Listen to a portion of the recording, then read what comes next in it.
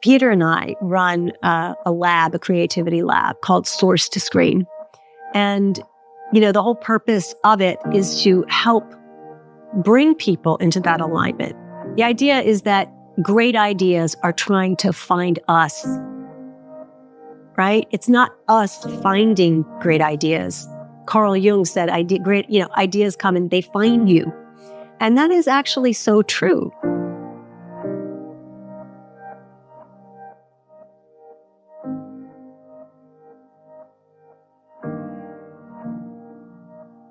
My name is Zenka Caro. I'm founder of LightNet, and my passion and purpose is to expand what we believe is possible. Paola Di Florio is also in that expansion. She made a movie called Awake about Yogananda, and she said during the process, she felt literally her consciousness expanding. And she started to ask herself, what is wanting to happen? What is wanting to come through? She's had an incredible award-winning career. She's been nominated for Emmys and Oscars, and she's famous for films like Home of the Brave that focus on women and their contribution as they stand up, find their voice, and find their alignment. I love this interview. I think the lesson was just to keep showing up. And every time I showed up again, and Peter showed up again, and our company and our partners all showed up again, we showed up differently.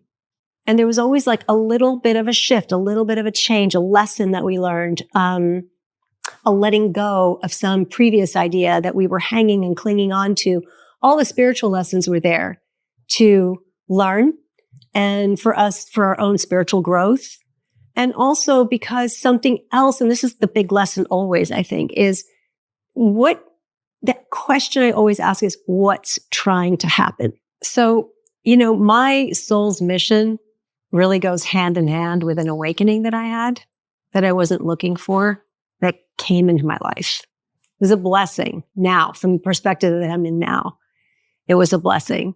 It was after making a spiritual film. It was a film about a yoga master named Paramahansa Yogananda. It was called Awake, the Life of Yogananda. And I had no idea. In fact, I just have to give credit to my husband and partner, Peter, because if it wasn't for Peter, I probably would not have made this film. But Peter was like, I think there's something here. I think we really need to explore this. And he was right. So we took the meeting, and in that first meeting, I knew that something was happening. I knew that something was happening, meaning that we met with the organization, Self-Realization Fellowship, that Yogananda founded. And I knew in that moment that something about the times needed this message. And it hit home for me. And I knew in the room, I could feel the antenna going up, like something's trying to happen. And so I followed that voice. What I didn't know is that at the end of a really long, laborious process of making this film, just took 6 years, that I would find myself in a very, very particular place in my life that I didn't recognize, which was that something was stirring within me. I'd gone to India. I had a physiological shift happening in my body. Consciousness was shifting in my being, and I didn't really know what to make of it. And at the end of making that film, I went back to business as usual, and I took on a job, working on a TV series. And I thought, something isn't feeling right. And I knew that my direction was moving forward. I couldn't go back. And then I couldn't go back to being the person that at that point I felt like I was, and I'd identified myself as being, perhaps maybe even been rewarded in some ways of being that person. And it felt like it was a box. And suddenly I just didn't fit in that box anymore. And the question was, what is my purpose? What am I doing now if I'm not that? Now, I was a mother, I was a wife, I was, a sister and a daughter and all these other things, these other roles that we play in our lives. And I was a filmmaker. But I just didn't know that something really strong within me was shifting and moving and I was becoming something else. But before becoming something else, I was unraveling. So that unraveling period for me was massive. I mean, it was a slow undoing over a period of 7 years. And at first it was really slow, then it got really fast. So the really slow was me stepping back into my old roles, but it feeling kind of different. And then something happened. I went to the Parliament of World Religions for no reason. In other words, I just got this call to go to the Parliament of World Religions. I was like, why am I doing this? I couldn't answer it for myself. But I had a very dear friend at the time, Philip Helmick, who was working at the Shift Network. And, he was a dear friend, and I could speak to him about these shifts and changes that were happening within me. And I told him I'm really called to go. I don't know why. I'm going to go, but I need a reason, And he said, well, why don't you write an article for The Catalyst? And I was like, yeah. And he goes, and then I can get you a media pass. And I was like, perfect. So I went to the Parliament, and I knew at the Parliament when I got there that something really big was shifting in the world. There was that sense, the Parliament of World Religions is like 10,000 people from all over the world that descend upon a place. In this case, it was Salt Lake City, Utah. And, the issues of the world are in discussion at the plenary. And it was the first ever parliament that honored women. So it'd been going on for 150 years, but this was the first women's assembly at the parliament. And what we saw was this big shift happening with women speaking from all over the world in positions of authority, coming into positions of authority and responsibility in their respective religious backgrounds. And the men from those countries and from those organizations just needing this shift to happen in support of these women. I saw people crying. I saw feet were stomping. Like, it was passionate in the plenary. And it was also the year that Marianne Williamson spoke to this issue of women taking these roles of responsibility, and people cheered her on and said, Marianne for president. Like, it was really, really big moment. And I remember then thinking, I don't know what to do with this, but I'm here for a reason. So I went back and I started to put together what I thought were a series of really good projects that I was like going to go get funded. And all the people that I normally would go for funding just looked at me blankly, like I felt crazy. I felt like I was speaking a foreign language. Of course, I live in Hollywood. It's like I'm working in the industry. It's, yes, I'm a documentary filmmaker and I have a company, but it was as though I were speaking a language that nobody was connecting with. And it felt really strange for me. It's like doors were slamming instead of opening. There were a few accomplishments that, like I'd been nominated for an Academy Award. I'd been nominated for an Emmy. And this was maybe 2 years after the Emmy nomination. I thought doors would open. But instead it was like, wait, who are you? Wait, no, we don't want any of that. So it felt incredibly lonely. And we had just been 2 years prior to all of this with Awake. We had just been to the Illuminate Film Festival. And that was the first time that I'd ever been to a film festival where I felt like, again, the same feeling I had at the Parliament. Something is shifting and changing, and these people know it. These people know what's happening. So I felt this incredible kinship there. And, just year after year, we would just go back. My husband and I would go back, and we just felt like this is the mission. And at that point, we held up a flag and we said, let's shift the company's purpose. Let's make this, we have to make films that awaken the human spirit. And we just declared it. And we started speaking on panels at Illuminate. And then we were invited to other panels, and we went, to India. We started collecting people from around the world that were part of this movement. And that's when I started having these downloads. When I started to move and lean in, instead of feeling sorry for myself and shut out, but courageously just leaning in and saying, yep, doors are slamming, and I'm going to sit here. I'm going to sit in this, and I'm just going to see what it does, because I can't do anything else.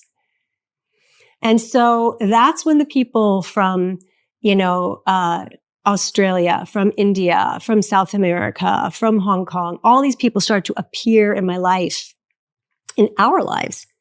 And we had branded, sort of newly branded Counterpoint. And we came up with, there were some projects that they were really bold and they were way too big for us. And we knew it, but they were downloads. And it was like, it's like when you're handed something that you don't have a choice not to do. You just have to figure out what your role is, and it's like, okay, I think my role is to just start speaking about this and seeing who might help. And we did that. And initially we had a project that came into being called Come Together. Now I'm talking 7 years ago. This was 2017. And it felt very, very aligned. It felt like, yep, this is what the world needs. It collected the ideas from the parliament. It brought together the dreams that I was having, the things that were coming through. All of it came together, and it was leaning towards this new world that was forming, that was really about everyone sort of raising the consciousness in the world, speaking about East and West coming together. Because, it's like the ingenuity, the scientific discoveries of the West and the spiritual acumen and, brilliance of the East needed to come together to bring balance in the world. And so this project formed. It was called Come Together. And it was a peace and music festival that took place and was launched in Rishikesh, India. Why Rishikesh? Because that was the place that drew the Beatles. That was the place that the Beatles went to in 1968. And following that, they wrote all their anthems of peace, love, and unity. And the whole world was starting to wake up. It was a big moment in 1968 and following. And so it was like, that was an example. It was an example of like what we need to do. Let's come to this place, Rishikesh, which is the birthplace of yoga, where the ancient rishis went to sit in caves and get the wisdom of how to live. And let's make it a 3-day festival. And the first day can just be let's make that first day a think tank for how to live in the world. Let's bring all the thought leaders of the world.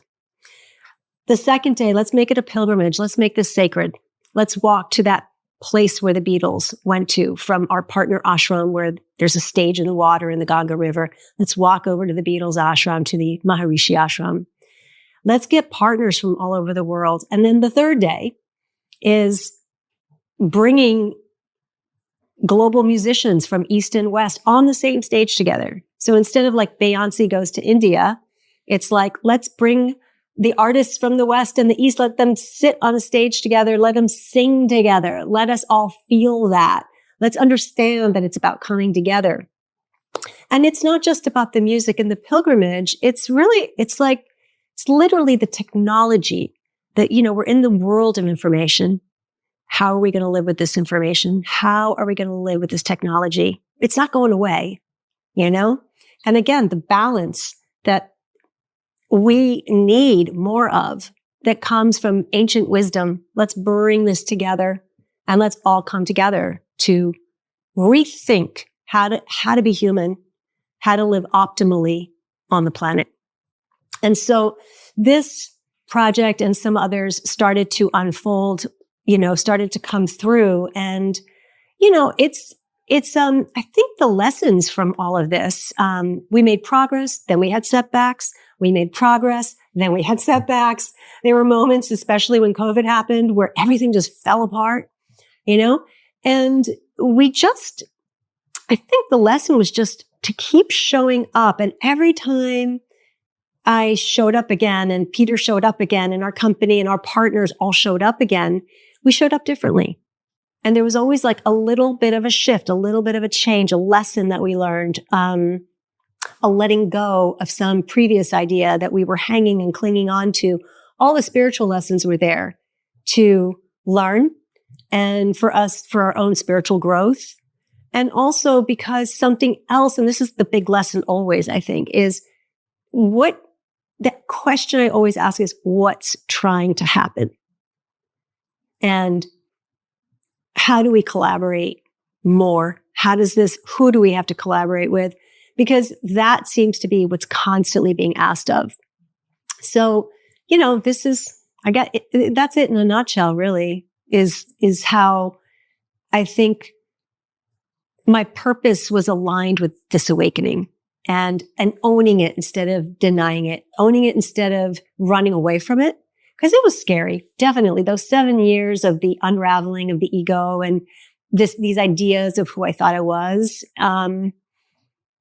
those were rough, plus I'm raising children and, it's so much learning and some of it really fast. Like I said, big lessons when, my mother passed away. They're like markers, these landmarks when big things happened and they were just opportunities of real big growth if I would allow it.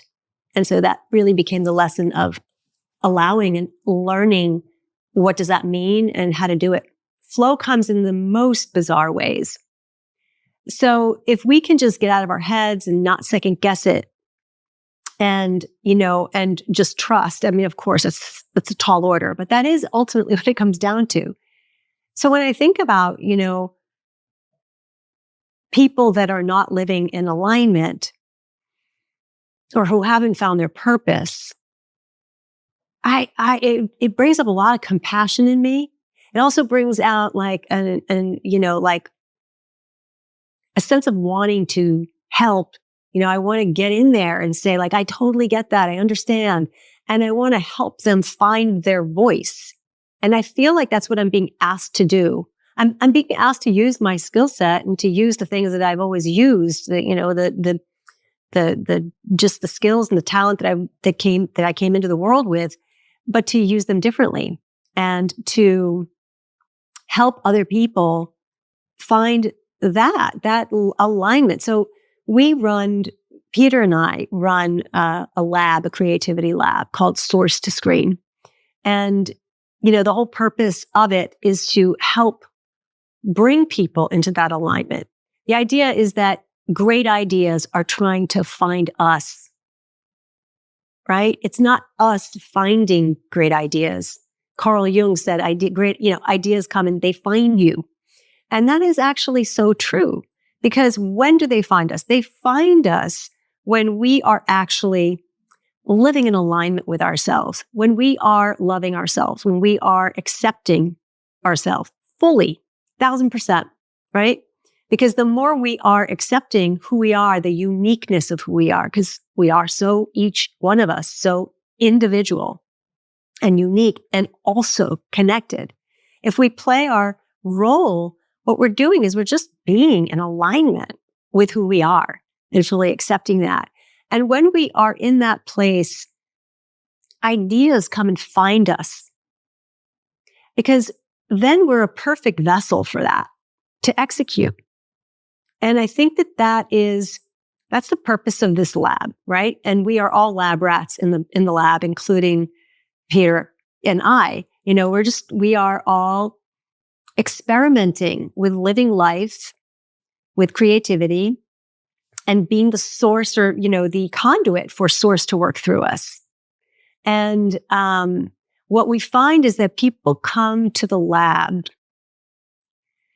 and they come into alignment. They might have something, but they don't either trust that it's really what they need to be doing, or they trust, but they don't know how to execute, or they need support in some way, or it's like they're stuck. They started it, they're stuck, and they need to kind of move into the next place of it. What happens is that while we're doing this, we take 3 days and we break it down into it's spiritual lessons that are applied to creativity. Creation, which is getting out of your own way so that ideas can come and find you. Manifestation, taking those ideas and bringing them down into the real world, right? Not the real with capital R, like this physical world, because they can't just stay floating out here. They got to actually concretize, and we got to accept that we are living in the physical, right? And then there's transmission, which is now I've got this thing, but am I reaching people? Am I reaching who I want to reach or who needs to be reached? And then breaking that down, parsing it out and really figuring out, how do I do that? And so at the end of these 3 days, you're hopefully feeling empowered enough. And what we notice is that each group that comes to do this, they're weirdly aligned with each other. And literally, we start these WhatsApp groups and they can't stop talking to each other. And some people have come to work with each other. And it's really exciting. It's exciting to see people trusting, finding their voice, reaching out, leaning in, and finding ways to actually express in ways that bring them joy, that give purpose to their lives. I mean, I think that the effect I have on other people by living my purpose is that I'm just more of use in the world. I'm useful to spirit. I'm useful to other people because my purpose is actually impacting them. My purpose is to help draw them out. If almost in the creative work that I do, if somehow it touches somebody even an iota, right? If somebody by watching a film that I make just branches out and grows consciously, even a little bit on their path, that to me is success. That's success. Because it's like, I love the quote from today that Laura said about Mother Teresa. It's like, we don't all get to have great impact. Is that what it was? Yeah, we don't all get to have great impact, but we all get to make some impact or a small amount of impact with great amount of love. And that whole idea is exactly how I feel. Everyone can do that. And that is what I feel my purpose is to just listen to my heart, to act from a place of integrity and from alignment. And even if it's just a little bit, but I do it with a lot of love, I feel like I will impact others because that's the natural law. I feel like we're all here there is a guidance system and it's within us. But that guidance system within us is informing us about natural law. And if we actually listen, we do the deep listening and get into that kind of alignment, then of course it's going to impact the greatest amount of people. I mean, if everybody was living their purpose and in alignment, we would be in flow. We would be expanding and creating and living in love. That's what I think would happen if we all were living from a place of deep alignment, is that there would just be a lot of love in the world. Are you looking to begin your life of passion and purpose? We are waiting for you with our groups of 8 to 12. These loving teams are formed to look over our success data to find the fastest and funnest and most direct way for you to find your purpose and calling in life. To find out more, go to holomovement.net/purpose.